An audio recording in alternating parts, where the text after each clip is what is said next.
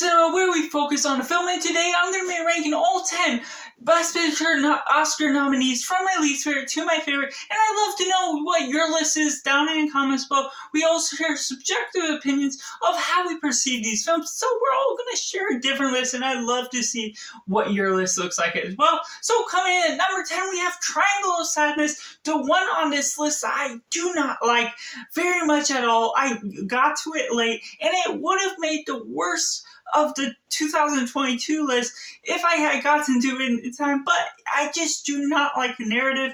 It feels random, it feels all over the place. The characters are just very flat in their characteristics. You're just getting this one side of the story, the first part of the film, and then it's split up into three different parts, one on the land, one in the boat, and one on the island, and it just goes just in such random directions that I understand what it's kind of trying to do, but none of it really works for me at all.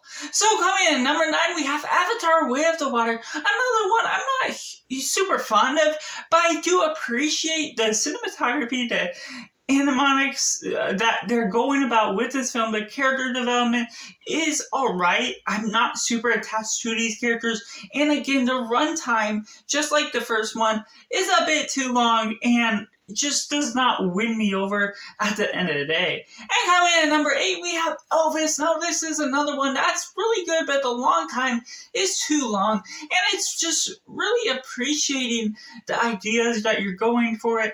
It's different than the other biopics that you get with Freddie Mercury from Bohemian Rhapsody, so I do appreciate it for its cinematography and what it's all going for this different type of story, and I do appreciate the Elvis music. I have been to Graceland before, so I do like the idea, but it wasn't quite my type of story that the characters were well developed enough to really attach to them for the runtime that it was going for. And coming in number 7, we have Tart. Now this is so good with Cate Blanchett's role. I hope she wins winning actress, and she's just really good in really carrying the film, selling the story, and it's very different of a film with giving a director of music.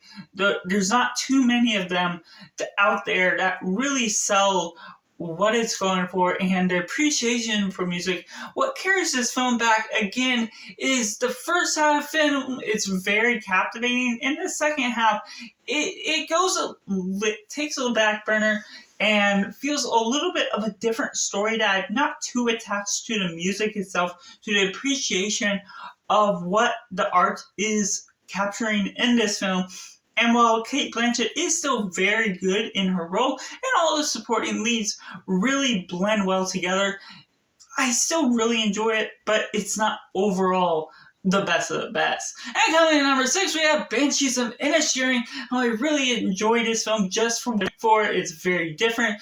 Just these two different friends, and one friend just decides to split off and not talk to the other. The other friend is pondering and trying to figure out why the other friend has left him and what is all going on, and it's bringing up these serious stakes for having to talk to that friend. And it's just such a different type of story where adults splitting up as friendship, because when you're kids transferring from school to school, you end up losing friends, but when you're adults, it doesn't happen all too often like it does in this film. And so it was very good in just the performances, selling the characters all in all. And coming in at number 5, we have Woman Talking. Now I really love the culture dynamic of this film. It's almost a crossover from 12 Angry Men, the film, that I just really enjoy what they're going for. Just the woman talking, the building of characters just from the dialogue alone, and having these conversations whether they should leave the men or fight the men as they have to go through these cultural boundaries, and having this older setting and also having this different color to the film, color tone to the film. It just really sells it in being very interesting by creating an artistic picture that really wins me over for what it's going for. And coming at number 4, we have Top Gun Maverick, one that's really stellar and takes off like the planes they are, in being a big surprise from the first film.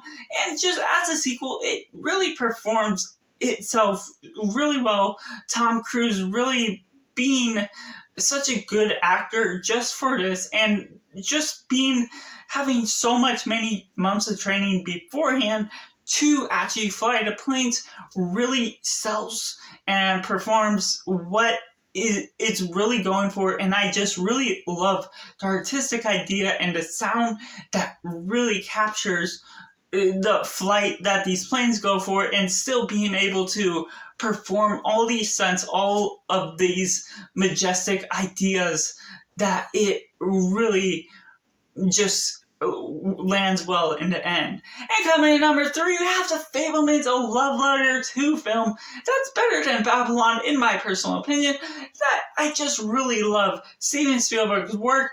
I don't know entirely why they didn't call it The Spielbergs instead of just The Fablemans, but regardless, I still enjoy Steven Spielberg's backstory, what they're going for with this. I'm really attached to Spielberg's work, so this was a nice biopic type of story that he was working with. Some of it is a little meandering with the high school scenes, but overall I still enjoy what the art that they're going for as young Spielberg, or Sam in this case, is building up in order to get inspired by film and the creation of film and the love for cinema as a whole. And coming in number 2, we have Everything Everywhere All at Once.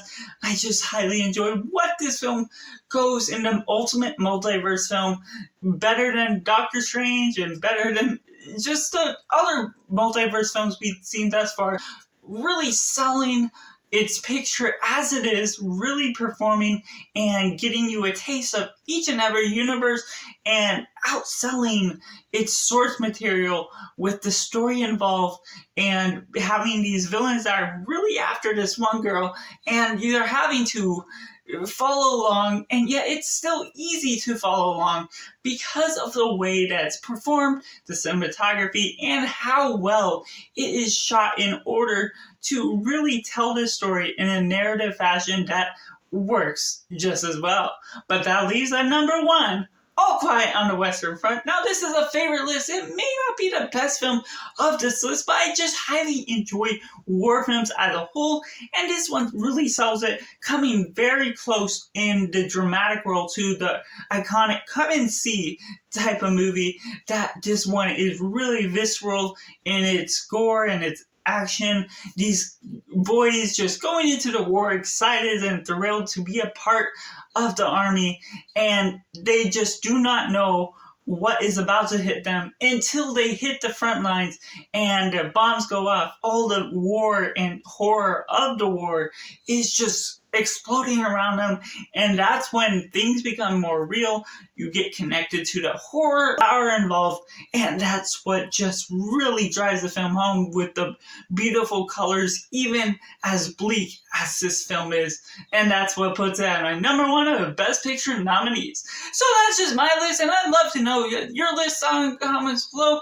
Make sure to like this video and subscribe to don't miss any upcoming movie content. That's just all. Thank you for watching. Bye for now.